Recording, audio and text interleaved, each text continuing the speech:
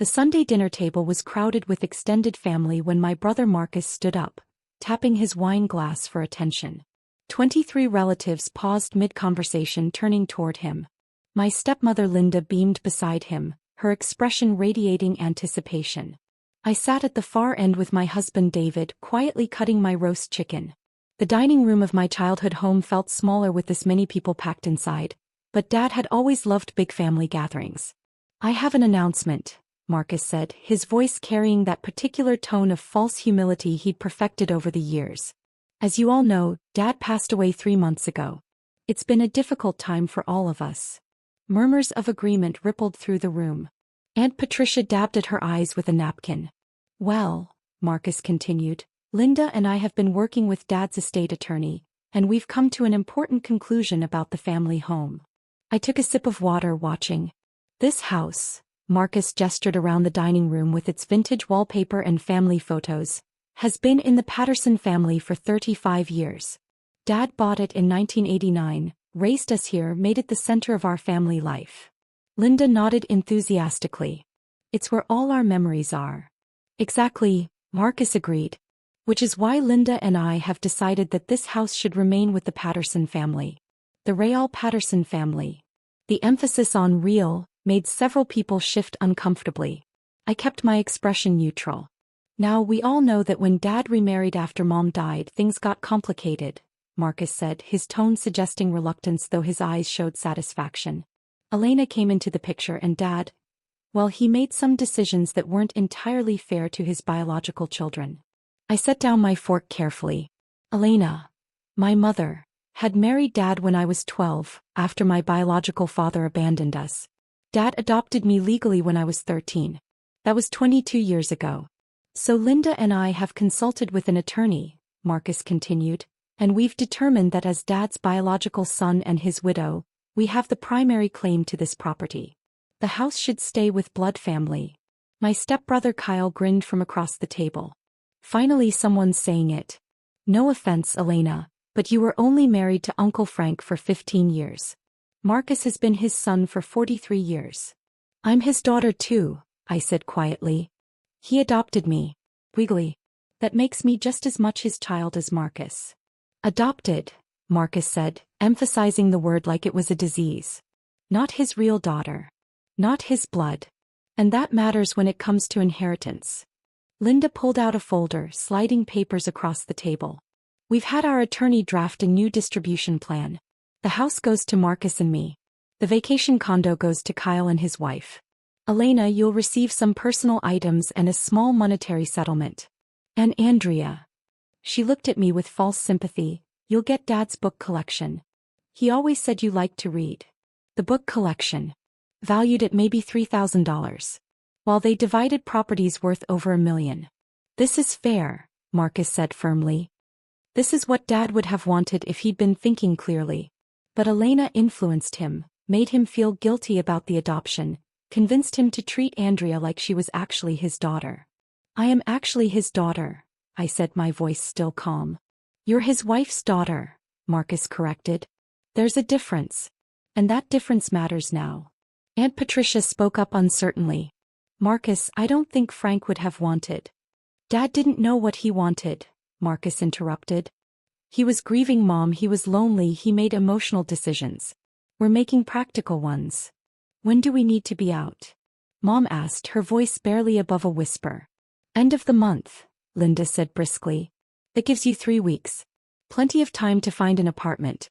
Something small, suitable for 2 people." I watched Mom's face crumble, watched her fight back tears. This house had been her home for 15 years. The home where she'd nursed Dad through cancer, where she'd made thousands of meals, where she'd built a life. "Actually," I said, reaching for my briefcase beside my chair, "there's something we should discuss before anyone starts packing." Marcus waved dismissively. "Andrea, I know you're upset, but this is happening. Linda and I have already consulted an attorney. Everything's legal." "I'm sure your attorney is competent," I said, pulling out my own folder. "But did you happen to mention to them that I'm a federal housing inspector? Specifically, I work for the Department of Housing and Urban Development." The room went quiet. "So," Marcus said, but uncertainty had crept into his voice. So, I continued, opening my folder, I'm very familiar with property law, estate distribution, and housing regulations. And there are several problems with your announcement. Linda's smile had frozen on her face. What problems? I pulled out the first document. This is Dad's will. His actual legal will, filed with probate court and executed by his actual attorney, Martin Rodriguez at Rodriguez and Associates, not whoever you consulted. Would you like me to read the property distribution section? We know what the will says, Marcus said quickly. But wills can be contested. Biological children have rights. You're correct that wills can be contested, I interrupted. On grounds of undue influence, lack of capacity, or procedural irregularities. Do you have evidence of any of those? Marcus faltered. Dad was sick. He was on medication. Elena could have. Dad updated his will 2 years before his cancer diagnosis, I said. When he was completely healthy and competent.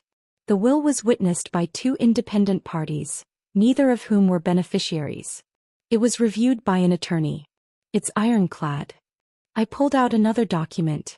This is the property deed. Recorded with the county in 2019. Notice anything interesting?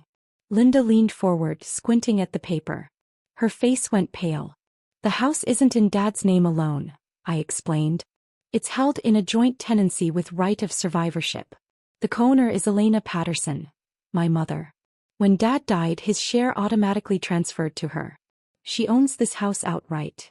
That can't be right, Marcus said, but his voice had lost its confidence. It's completely right, I said. Dad and Mom restructured the deed 5 years ago as part of their estate planning. I actually helped them with it, reviewed the documents, explained the tax implications. That's what federal housing inspectors do. We understand property law. Kyle had started scrolling through his phone, probably searching for information to contradict me. He wouldn't find any.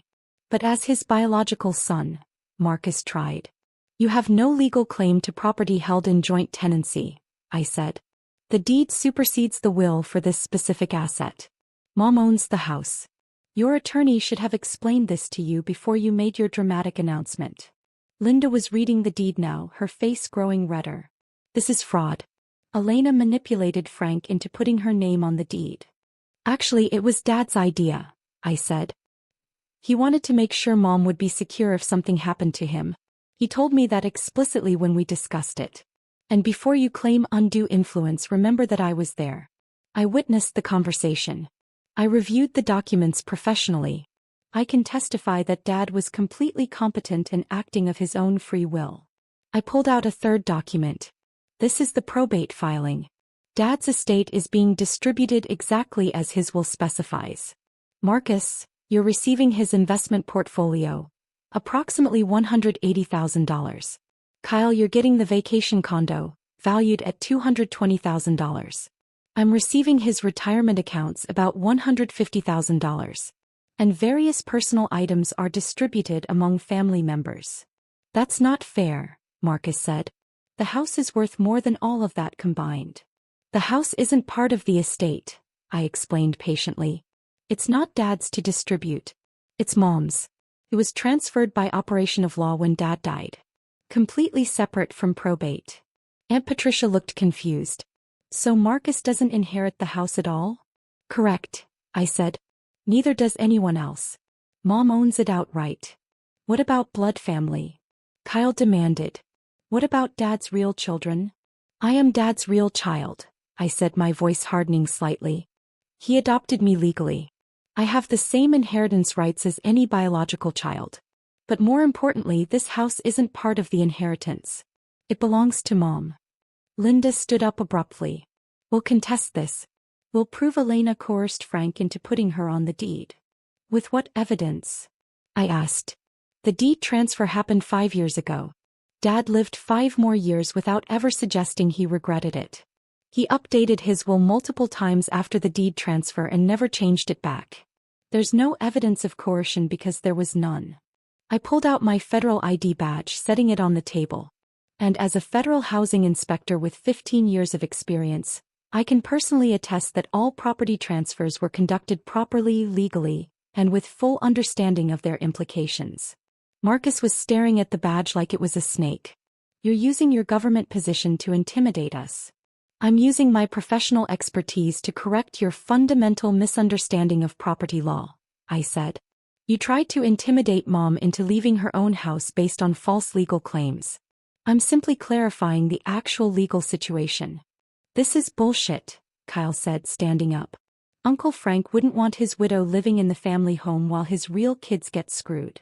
Uncle Frank legally adopted me, I said, standing as well, making me his real kid. And he specifically structured his estate to protect Mom. That's what loving husbands do. I gathered my documents back into my briefcase. Mom, you don't need to pack anything. This is your house. Marcus and Linda have no legal claim to it. If they want to contest Dad's will or the deed transfer, they're welcome to try. But they'll lose and they'll waste money on legal fees in the process. You can't do this, Marcus said desperately. Family doesn't sue family. Family doesn't try to evict their stepmother from her own home, I countered. You called this meeting to announce you were kicking Mom out. You brought fake legal papers. You tried to claim her property based on being real family. You did this, Marcus. I'm just correcting your mistakes. Linda grabbed the papers from the table, scanning them frantically. There has to be something. Some loophole. Frank can't have left everything to her. He didn't leave everything to her, I said. He left her the house because they owned it jointly. He left his other assets distributed among his children, including me, his legally adopted daughter who has the same rights as any biological child. I turned to Mom, who was sitting frozen in her chair. Mom, Martin Rodriguez will be calling you tomorrow to schedule a meeting. He'll walk you through the probate process and confirm everything I just explained. You're not losing your home. You're not going anywhere. But Marcus said, Mom started. Marcus was wrong, I said gently. Either he misunderstood the law or his attorney did. Either way, you own this house. The deed proves it. The probate court will confirm it. You're protected. Marcus had sunk back into his chair, his face a mixture of rage and humiliation. Linda was frantically texting, probably their attorney, probably getting the same information I'd just provided. Aunt Patricia cleared her throat. I think maybe we should all go home. This has gotten very tense. Good idea, I agreed. Marcus, Linda, I suggest you contact Martin Rodriguez directly if you have questions about the estate. He'll explain everything professionally. But attempting to claim property that isn't yours, threatening to evict the legal owner, creating fake distribution documents, those are all problematic. Are you threatening me? Marcus demanded. I'm informing you, I said. As someone who works in federal housing, I know what legal eviction procedures look like. This wasn't one of them. This was harassment of a property owner. If it continues, there could be legal consequences. Kyle stood up, throwing his napkin on the table. Come on, Marcus. Let's get out of here. This is obviously a setup. A setup, I said. You're the ones who called this family meeting to announce you were seizing Mom's house. I just brought documentation proving you were wrong. They left in a flurry of angry muttering and slammed doors. Several other relatives followed, uncomfortable with the confrontation. Within 15 minutes, only Mom, David, Aunt Patricia, and I remained. Mom looked at me with tears streaming down her face. Is it true? I really own the house. You really own the house, I confirmed. Dad made sure of it. He told me when we set up the joint tenancy that he wanted you to have security, to never worry about losing your home. He specifically said he was protecting you from exactly what Marcus just tried to do. I can't believe they would, Mom's voice broke. They were wrong, I said firmly. Both legally and morally. But you're protected. The law is clear. The deed is clear. This is your home. Aunt Patricia hugged Mom tightly. Frank would be so proud of you, Andrea. For standing up for your mother.